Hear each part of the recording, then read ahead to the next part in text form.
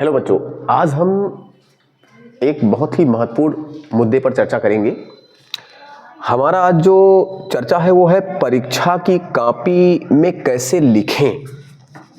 परीक्षा की कॉपी में कैसे लिखें, ये अक्सर बच्चे इस चीज़ को लेकर परेशान रहते हैं कि परीक्षा की जो कॉपी है, खासकर बोर्ड परीक्षा, उसमें किस प्रकार से लिखना चाहिए। तो एक तो खासकर लिखित प्रश्नों के जो उत्तर हैं, यानी जो OMR है, ऑप्टिकल मार्क रिकग्निशन है, तो उसमें तो भाई वो कंप्यूटर की भाषा है। उसमें आपको एक प्रश्न मिलेगा, 4 उसके विकल्प मिलेंगे, छोटे छोटे गोले होंगे, उसमें से जो सही है उस पूरे गोले को रंग देना है। अच्छा, ये भी थोड़ा सा ध्यान रखना है कि गोले को कभी भी ऐसे क्रॉस नहीं करना है, या गोले को कभी ऐसे भर के नहीं छोड़ना है, या गोले को ऐसे भर के नहीं छोड़ना है।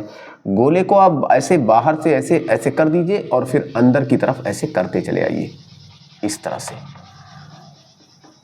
से इस पूरे गोले को आपको भर देना है, पूरा, कहीं भी खाली ना रहे। और ये भी ध्यान रखेंगे कि इसके बाहर बहुत ज़्यादा ना जाए, जो लकीर है वहाँ तक वो कवर करे। कभी ये परीक्षा की कॉपी में कभी भी व्हाइटनर का प्रयोग ना करें। अगर कोई गलती हो जाती है, जैसे आपने राकेश लिखा, इसमें कहीं राकेश के स्थान पे कुछ और लिख गया, तो आप केवल एक लाइन काट के और उसको नज़रअंदाज करके आगे बढ़ जाएंगे। तो उसमें बहुत लोगों की आदत होती है ऐसे ऐसे ऐसे ऐसे ऐसे, तो ये गलत तरीका है, इससे वो हाईलाइट हो जाता है।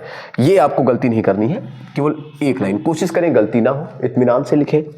अच्छा, अब परीक्षा की कॉपी में सबसे पहले मेरी सलाह तो ये होगी कि जो लिखित प्रश्नों के जो उत्तर आप दे रहे हैं, तो उसमें आप सबसे पहले लॉन्ग क्वेश्चन को स्टार्ट करें लिखना। लॉन्ग क्वेश्चन को सबसे पहले लॉन्ग क्वेश्चन के आंसर दें आप कॉपी में। और इन प्रश्नों को जब आप लिखेंगे तो इन प्रश्नों को, ये बड़े बड़े प्रश्न होते हैं, इनको कई शब्दों में या कई पेजों में लिखा जाता है।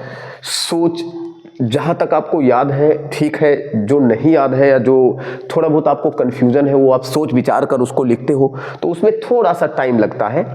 तो आप लॉन्ग क्वेश्चंस को सबसे पहले करें। अब प्रश्न ये उठता है कि लॉन्ग क्वेश्चन में कभी कभी ये 6 नंबर का प्रश्न आ गया, 5 नंबर का प्रश्न आ गया, या 150 शब्दों में आ गया। अब अगर 150 शब्दों में आया है और 5 से 6 नंबर में आया है, तो 150 शब्दों का मतलब हो गया कि एक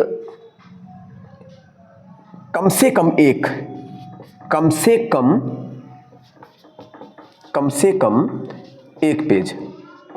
पेज। अगर आप चाहें तो 1.5 पेज तक आप इनके उत्तर को दे सकते हैं।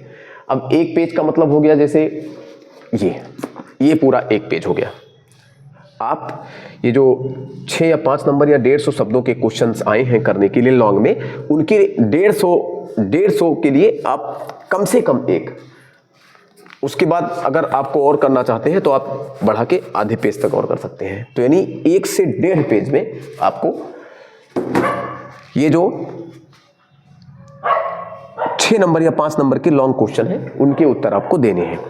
अगर ये हिंदी का पेपर है या कुछ ऐसा है जिसमें निबंध लिखने को आ गया है, तो इसमें वो शब्द बढ़ाएगा। ऐसा हो सकता है कि 300 शब्द कर सकता है, ऐसा हो सकता है कि वो 200 शब्द कर सकता है, 9 नंबर का कर सकता है, 10 नंबर का कर सकता है, 8 नंबर का कर सकता है। तो 8, 9 या 10 नंबर के लिए 200 या 300 शब्दों के लिए आपको 2 पेज, 1.5 से 2 पेज, 1.5 से कम नहीं होना चाहिए, 1.5 से कम नहीं होना चाहिए, और 2 पेज 2 या 2.5 पेज से अधिक नहीं होना चाहिए। आप 8, 9 या 10 नंबर 300 या 200 शब्दों वाले प्रश्नों का उत्तर आप कितने में देंगे? 1.5 पेज से कम ना हो, 2.5 पेज से ज़्यादा ना हो, 1.5 और 2.5 पेज के बीच में आप इसको एडजस्ट करेंगे। इसके बाद अब बात आती है 3 नंबर के प्रश्नों की, यानी मान लीजिए 80 शब्दों में उसका उत्तर देना हो, तो 80 शब्द का मतलब हो गया कि एक पेज बहुत है, मैक्सिमम। उसे आप आधे से थोड़ा ज़्यादा लिखकर 80 शब्दों वाले प्रश्नों का उत्तर दे सकते हैं, या एक पेज, आराम से एक पेज में 80 शब्द आ जाते हैं। मैं एक नॉर्मल रेंज है कि 80 शब्द एक पेज में आ जाते हैं, जिस तरह से सामान्यतया लिखा जाता है। अब आपके लिखने पर डिपेंड है, आप एक लाइन में आप 4 शब्द लिखेंगे, दूसरी लाइन में 2 शब्द लिखेंगे, तो ये मतलब नहीं है। सामान्यतया जिस तरह से हम एक लाइन में जितने शब्द लिखते हैं उस हिसाब से आप लगभग आधे से ज़्यादा और एक पेज तक आप 80 शब्दों वाले प्रश्नों के उत्तर, 3 नंबर वाले प्रश्नों के उत्तर आप दे सकते हैं। 2 नंबर के प्रश्नों का उत्तर आप आधे पेज में दीजिए, 1 नंबर के प्रश्नों का उत्तर आप 2 लाइन, 3 लाइन, 1 लाइन उस हिसाब से दीजिए। तो 1 नंबर वाले के लिए 2 लाइन, 3 लाइन, 1 लाइन किसी में भी दे दीजिए, उसका कोई वो नहीं होता, सटीक आंसर उसमें चाहिए। 2 नंबर वाले में आप आधे पेज तक, आधे पेज से थोड़ा कम, 4-5 लाइन, 6 लाइन तक आप लिख सकते हैं। 3 नंबर में आधे पेज या उससे थोड़ा ज़्यादा, और आधे पेज या लमसम हम ये मान सकते हैं कि लगभग 1 पेज तक, कुछ लाइनें छोड़कर 80 शब्दों का आप आंसर दे सकते हैं। 1 पेज में दे देंगे तभी चल जाएगा, लेकिन आधे पेज से कम नहीं होना चाहिए। 150 वाले का अगर आपके पास समय का अभाव है या बहुत जल्दबाजी है तो 1 पेज तो होना ही चाहिए, और अगर समय है तो आप उसको 1.5 पेज तक ले जा सकते हैं। और ये जो आपको हमने बताया, जो ये 300-200 वाले हैं, इनको कम से कम 1.5 पेज, अधिकतम 2.5 पेज बहुत है इतना। तो इस तरह से आप इन प्रश्नों के उत्तर उतने शब्दों में, उतने पेज में, उतनी लाइन में आप देंगे। OMR में ये कंप्यूटर की भाषा है, इसमें कंप्यूटर सांकेतिक रूप में आंसर को जो है खोज लेता है। तो इसमें OMR वाले में आपको इस तरह से करना है।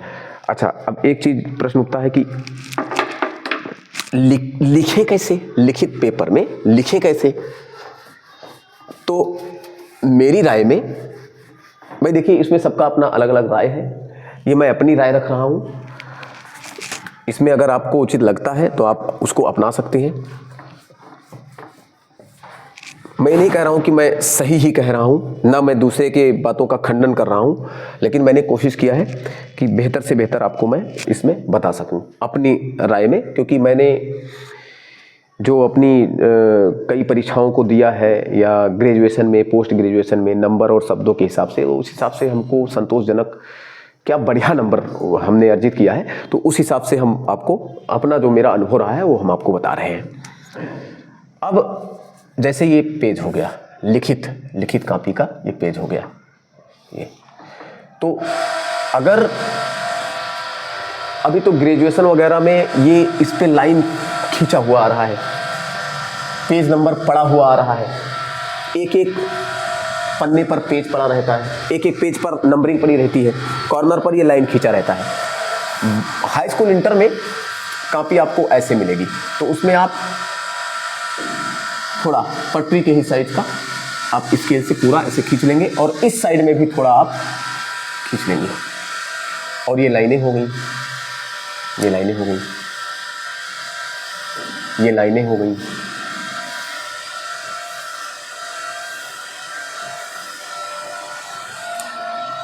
अब सबसे पहले तो हम देखेंगे कि ये OMR और लिखित 2 प्रकार का प्रश्न पत्र है। तो OMR के लिए तो भाई हम OMR वाले के लिए हम आंसर शीट वो अलग आती है। लिखित परीक्षा में वो ऐसा हो सकता है कि वर्णनात्मक प्रश्न करके, वर्णनात्मक,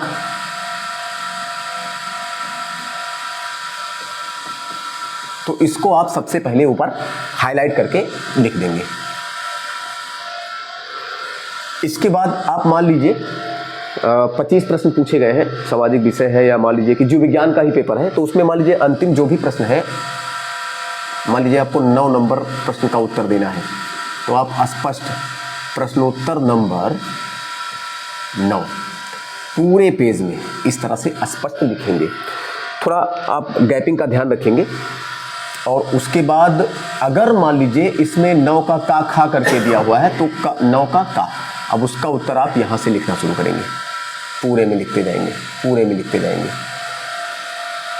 उसके बाद दूसरे प्रश्न का उत्तर, तो जैसे मान लीजिए कि पहले प्रश्न का उत्तर यहाँ पे जाके खत्म हो रहा है, आप एक पेज में लिखा आपने, उसके बाद फिर थोड़ा सा यहाँ तक लिखा, अगर आधे पन्ने तक आपने उत्तर लिखा है और इधर लाइन बच गई है, इसका कहने मतलब है कि आप एक पेज पूरा भर दिए, ध्यान से समझिए, एक पेज आपने पूरा भर दिया, उसके बाद दूसरे पेज में आपने आधा भर दिया, तो उस आधे पेज को आप छोड़ दीजिए, आप अगले पेज पर चले जाइए, आप अगले पेज पर चले जाइए और उसमें फिर आप स्पष्ट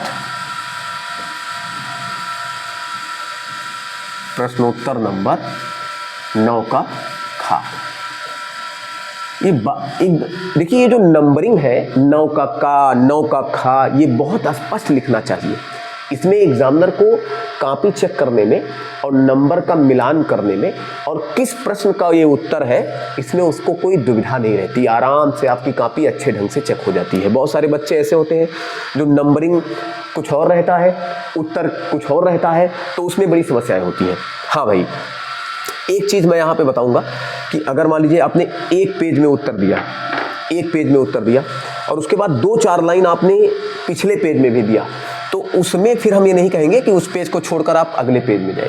अगर आपने आधे या उससे थोड़ा ज़्यादा तक लिखा है दूसरे वाले पेज में, तो आप तीसरे पेज में जा सकते हैं नए प्रश्न का उत्तर देने के लिए। और ये बिल्कुल ध्यान रखेंगे कि सबसे पहले आप वर्णात्मक में बड़े यानी दीर्घ उत्तरीय जो प्रश्न है उनका उत्तर दें आप, इसके बाद उससे कम नंबर का। तो सबसे पहले आपने दीर्घ का उत्तर दिया वर्णनात्मक में,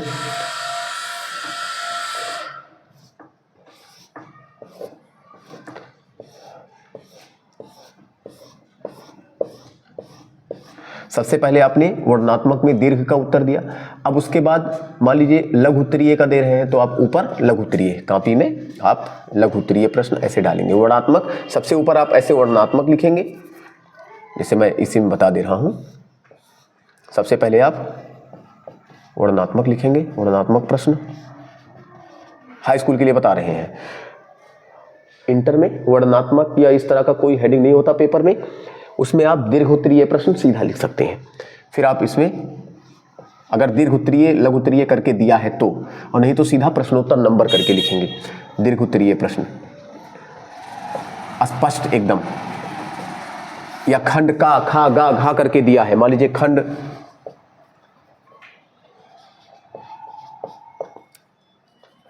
यहां, मान लीजिए इस तरह से वर्णात्मक प्रश्न और खंड घा,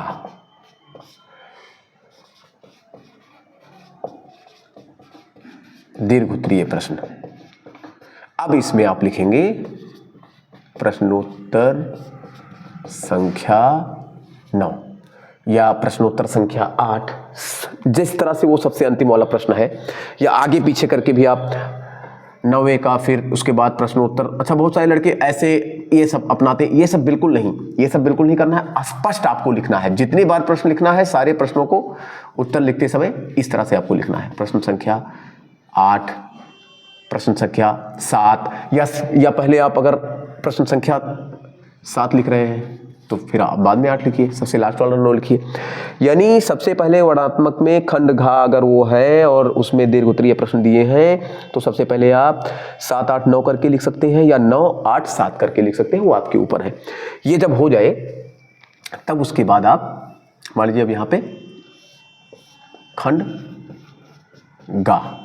गा में लघु उत्तरीय प्रश्न है, तो आप यहाँ लघु उत्तरीय डाल दीजिए, लघु उत्तरीय डाल दीजिए। और उसके बाद प्रश्न संख्या मान लीजिए 5, 6, 7 या 4, 5, 6, इस तरह से लघु उत्तरीय के 3 प्रश्न है, तो स्पष्ट करके इस तरह से आप लिख सकते हैं। अगर उसमें 4 का का, 4 का खा, तो आप बार बार 4 का का, खा, 4 का गा, इस तरह से करके लिख सकते हैं। ये चीज आप जरूर लिखें, स्पष्ट लिखें, इससे बार बार एग्जामिनर को पेज नहीं पलटना पड़ता, उसको हैरानी नहीं होती, उसको परेशान नहीं होना पड़ता। आराम से वो ये जान जाता है कि किस प्रश्न का ये उत्तर है, और उस हिसाब से वो मार्किंग करते हुए आपको चला जाता है। इसके बाद मान लीजिए खंड खा, अति लघु उत्तरीय प्रश्न है, तो आप उस हिसाब से अति लघु उत्तरीय प्रश्न करके, और उसके बाद प्रश्नोत्तर संख्या 2, 3, 4 या 2 का का, 2 का खा, इस तरह से करके आप उत्तर देंगे।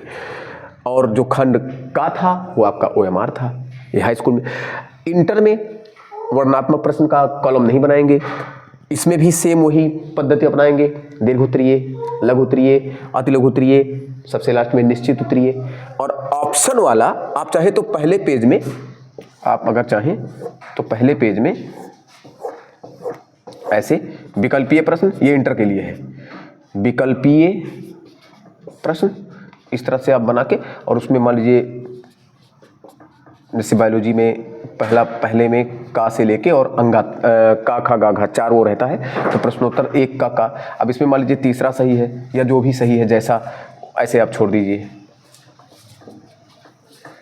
प्रश्नोत्तर 1 कक्षा ऐसे लिख के आप छोड़ दीजिए, उत्तर बाद में दीजिए, उत्तर बाद में दीजिए, लेकिन पहले आप इस तरह से करके पहले पेज में छोड़ सकते हैं। तो बोर्ड पेपर में किस तरह का आपको लिखना है और किस तरह का पैटर्न रखना है, उन चीज़ों का आप ध्यान रखेंगे। तो ये मैंने आज आपको बोर्ड पेपर में कॉपी लिखनी कैसे है उसके बारे में आपको हमने बताया। ठीक है बच्चों, ऑल द बेस्ट, आपका एग्ज़ाम अच्छा जाए, हैव ए नाइस डे।